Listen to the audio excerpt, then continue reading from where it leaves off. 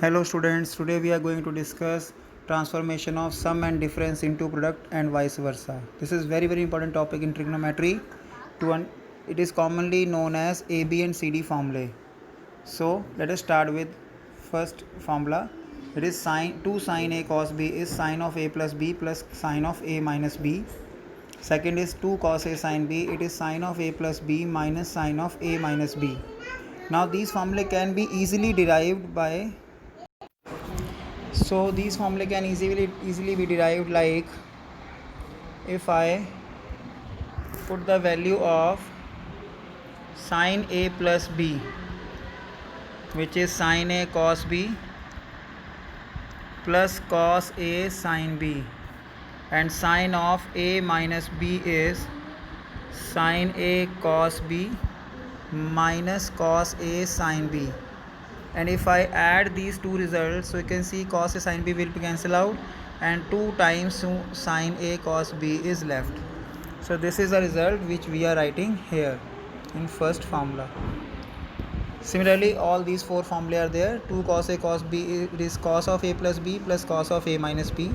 And lastly, 2 sin A sin B is either minus cos A plus B minus cos A minus B, or cos A minus B first minus cos A plus B. Next are CD formulae. So it is sin C plus sin D, it is 2 sin C plus D by 2 cos C minus D by 2, or sin C minus sin D is 2 cos C plus D by 2 sin C minus D by 2. Next is cos C plus cos D, it is 2 cos C plus D by 2 into cos of C minus D by 2. And finally cos C minus cos D can be written in two form, 2 sin C plus D by 2 sin D minus C by 2, or minus 2 sin C plus D by 2 sin C minus D by 2. Now in first look, these four formulae, first four and last four, looks different, but actually these are same result. Like if I observe this in constant, I write sin C plus sin D, so it is 2 sin C plus D by 2 into cos C minus D by 2,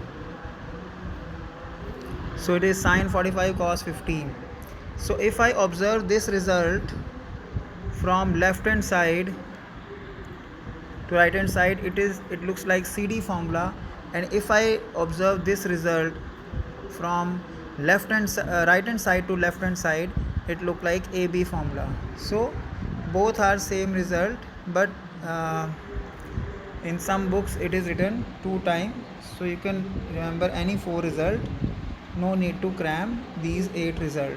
Okay, so let us apply these result in some problem. So question is sin 10 sin 50 sin 70 is equal to 1 by 8. So I am multiplying dividing by 2. So 2 sin A sin B, I strongly suggest that try to suppose greater angle as A. Otherwise, if you suppose this angle as A, result will be same, but 1 or 2 step may be extra you can use. So it's your own wish. I am supposing 50 as A. So it is cos A minus B cos 40 minus cos A plus B cos 60. So opening the bracket and putting the value of cos 60, we will be left with two terms.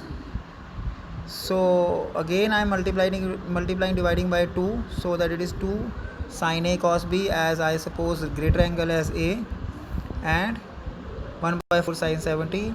So 2 sin A cos B is sin A plus B plus sin A minus B. Again sin 30 is standard value, so I am putting this as half and opening the bracket. So it is 1 by 4 sin 110 plus 1 by 8 minus 1 by 4 sin 70. As these angles are supplementary, so I am replacing one angle like 110 as 180 minus 70. So that it is 1 by 8 minus 1 by 4 sin 70. So now sin 180 minus theta is sin theta. So two terms will be cancelled out and 1 by 8 is the required result.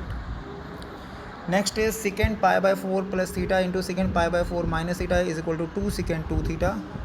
So I am writing secant as 1 by cos and multiplying dividing by 2, so that I am treating this angle as A, this angle as B. So 2 cos A cos B is cos A plus B, that means sum of these two angles, theta will be cancelled out, pi by 4 plus pi by 4 is pi by 2, so it is cos pi by 2, and cos of a minus b, so this time pi by 4 will be cancelled out, and theta plus theta is 2 theta. Now as cos 90 is 0, so it is 2 by cos 2 theta, so 2 secant 2 theta, which is equals to right hand side. So these were introduction of AB and CD formulae and their application. Just one or two illustration we have done. Hope you have got through these formulae. So that's it. That's all for today. Take care. Have a nice day. Thank you.